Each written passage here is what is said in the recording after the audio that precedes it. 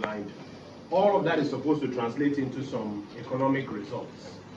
But the priority of the government is what will determine where these resources will go and therefore what results will get. As was indicated, compensation alone at the Office of Government Machinery, 2.7 billion. And if you look at that particular appendix, total compensation for about 12 ministries put together is about 9 billion.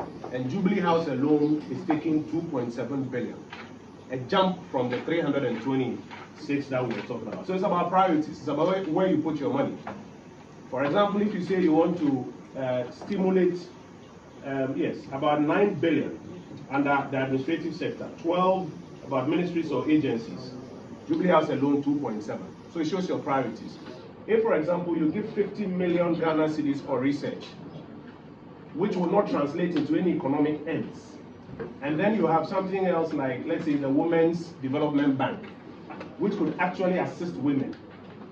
And it requires, from my numbers, it requires about 1.5 billion to be able to do. About 400 million capitalization before you do your branches across the country, before your OPEX, before the float itself for the women. That one, you won't give it money. So it's about your priorities. Now, I just therefore want to demonstrate to you how the priorities of the government will not answer some of the most important questions people have on their minds. Before the budget, many of you did what we call vox pop. You went on the streets and asked people, what do you want to see as the economic result or the economic end of this revenue and borrowing and expenditure that the government is going to do? You will recall that a number of issues were raised by many Ghanaian youth and small businesses. They were expecting that this new economic policy 2025 will address, among other things, cost of living challenges. That it will address, among other things, unemployment. That it will address investment in infrastructure. That it will address investment in education and efforts to improve the business climate, investment in healthcare, among others. Unfortunately, these issues have not been addressed by the economic policy. The priorities are elsewhere. For those who are looking forward to efforts to halt further increases in electricity bills, they have been disappointed to note that electricity prices will rather be adjusted every quarter. The minister refers to it as the quarterly adjustment of utility tariffs. Every 3 months, light bills will go up. Now, this quarterly adjustment with no policy intervention from the NDC government will mean, as I mentioned, an increase in electricity tariffs every 3 months. Worse is that the government clandestinely removed the subsidies on gas that is made available to the IPPs. Remember, because government was subsidizing, the pricing was at about $7.8 per MMBTU. If you listen to the minister in the budget, he says gas prices have been increased. Why on earth would the government increase gas prices? He hid the fact. The fact is that government, the NDC government, has withdrawn the subsidy. And that is why the price has gone up now to $8.4 per MMBTU. This gas is what is used by the IPPs to produce power, and then they will pass on the cost to us. So in effect, two things are happening. It's a double whammy. Not only are electricity prices going to go up every 3 months, it will be going up at a higher rate from now. So there's no hope when it comes to the reset of energy pricing. Fuel price increase, for example, which influenced the choices of many drivers in the last election, also did not see a respite in policy direction. Contrary to the NDC's manifesto promise that they were going to use a special petroleum levy to intervene in the market and cushion consumers, the government went silent on that in the budget. Ladies and gentlemen, without any policy intervention announced in the budget, what it means is that drivers can expect that the rises in fuel prices will continue. Already since January, I'm sure you've observed how fuel prices are performing. And when the government had the opportunity to bring their economic policies, they were quiet on it. So there's no hope when it comes to resetting on the matter of fuel prices. Food inflation. Remember before the election, everybody was talking about food inflation, the size of a ball of kenke, the pricing of food stuff. It's been a major challenge to most Ghanaians. Now, you will recall that the MPP introduced a Planting for Food and Jobs program, which was aimed at boosting productivity.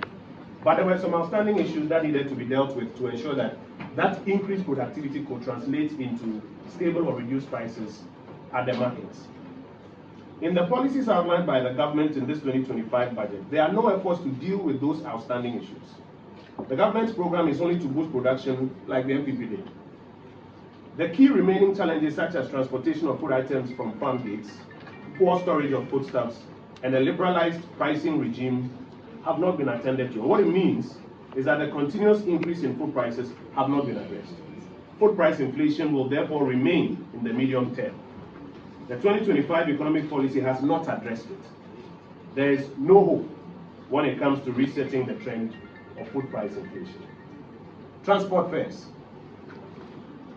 Unfortunately, you can expect that transport fares will continue to rise. This is because the government has not introduced any measure to intervene with the market forces. You will recall that at the tail end of our administration, we announced a policy and actually started a shift towards electronic vehicles, among other things. The underlying issues of fuel and the increasing cost of imported spare parts have not been addressed in the 2025 economic policy. You recall that some of the levies on imported items, including the special import levy, was going to end by 2025. The government has imposed the special import levy from 2026, 2027, 2028. So spare parts are not coming down in prices. And if spare parts are not coming down in prices and fuel is not coming down in prices, what does it mean for transport fares? You are going to see a continued increase in transport fares. So I'm sorry to inform you that there's no hope when it comes to the reset they promised on the matter of increase in transport fares. On the matter of unemployment among the youth, which is one of the biggest issues. Remember, we did about 2.3 million jobs because through a combination of growing the economy average 7% before 2020, and then during this recovery back up to 5.7% by 2024, we're able to create a lot of space, and like Abena mentioned, in the private sector expansion to create jobs, about 2.3, and they said it wasn't good enough. So the youth were looking forward to either high growth targets to create jobs in the private sector, like she mentioned, or at least government employment programs in the public service, so that they could also find jobs there. Unfortunately, neither of these two were expressed in the budget. In fact, if you look at paragraph 478 of the policy document, the government has announced a net freeze on public sector hirings. So for those who are hoping to get jobs in the public sector, sorry to disappoint you. Now go to the private sector. When the economy expanded average 7% before 2020, and during this recovery, 5.7 by 2024, we were able to create 2.3 million jobs. The government, when it submitted its program to the technical experts, they have marked the government's program that growth would drop from 5.7 to 4.4. If 7% average and 5.7 when we recovered did 2.3 million jobs, will 4.4 be able to do more than that? So if growth was expected to go higher, then you could have been having hope that young people will find jobs in the expanded economy through the private sector. Despite their rhetoric, the facts are that the hope for jobs has been extinguished in this 2025 budget.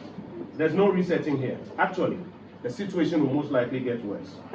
We are wondering now whether this is the reason for which the government deliberately dismissed or terminated thousands of young people, because they knew they were going to freeze new recruitments.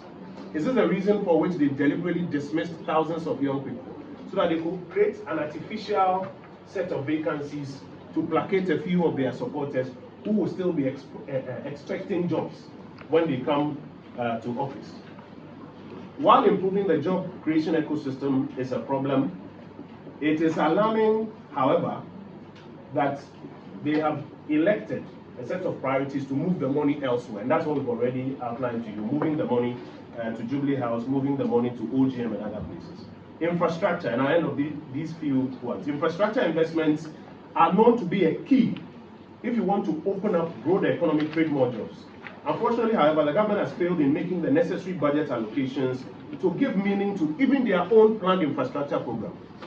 Their planned infrastructure program is what? The big push. $10 billion. If you prorate it over 4 years, that's about 2.5 billion cedis, or $2.5 billion per annum. You will expect that if the government itself is serious about its own big push, they will at least make available $2.5 billion in their first budget, when they have all the goodwill and the credibility. If you go into the fiscal tables, it's only $800 million $800 million, less than $1 billion. In effect, ladies and gentlemen, the big push itself needs a push. Else, nothing meaningful will happen in the infrastructure program. And finally, even more worrying is the Agenda 101 project, which many districts are looking forward to. It appears to be heading for a halt. Budget allocations for its continuation appear elusive. The dedicated source of funding, and you remember they misbriefed the president that there was no dedicated source of funding, that you needed $1.7 billion more to finish, and that only one had been completed. Even the brief they gave the president was not correct. 3 had been completed and commissioned. Already 400 million had been paid, so it wasn't 1.7 billion. And the claim that there was no dedicated source of funding wasn't true. The dedicated source of funding was Give Health, which was receiving funds from the CAPEX allocation of the annual budget funding amount. Now they've constrained it, as the government is signaling that they will cut funding to Give. Furthermore, no clear alternative financing has been identified in the budget to fund the project. And this is truly worrying, ladies and gentlemen. Not only is this contrary to the NDC's promises to health workers, you will recall that they will continue the project. You recall President Mahama, then candidate Mahama, promising the nurses that don't worry, we'll continue the projects and finish them and employ you with them. Now, you are realizing that this is becoming an illusion. Not only is it worrying, not only is it contrary, but abandoning these projects or giving them out as franchises, like the president mentioned when he came to Parliament for SONA, will jeopardize the efforts at universal health coverage. The millions of citizens in remote districts who are looking forward to their lives being saved from this healthcare intervention are now at risk. Mr. President, we beg you in the name of God, please do not abandon the Agenda 111 project for political reasons. Ladies and gentlemen, in conclusion, the 2025 budget does not offer any real reset. It does not offer any hope. Unfortunately, it will worsen the cost of living, it will worsen the unemployment situation, and it will worsen the rate of infrastructure development in our country. We thank you for your attention this afternoon, and we'll take a few questions. Yes, please. We are going to take 4 questions. My name is Felix. I work with Express News. I want clarity on the energy sector. The government claims that we left behind a debt of about 1.7 billion to the IPPs and 68 billion to suppliers. Can you clarify why so 1.7 billion? Yeah, so I think if the government is really committed to their major infrastructure program, the big push, like I said, it's a $10 billion program.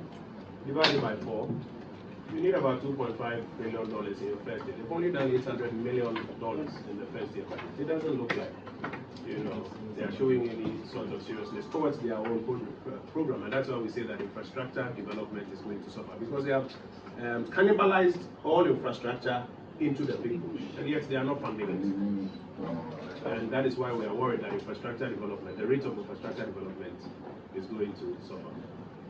And we also asked about the implementation. Implementation should be done by the government and not us, the minority. We will hold them to the policy, but for the implementation, it is their call, and so they will have to implement the big push for all the benefits. So, Honorable Kojo will do a summary in chief.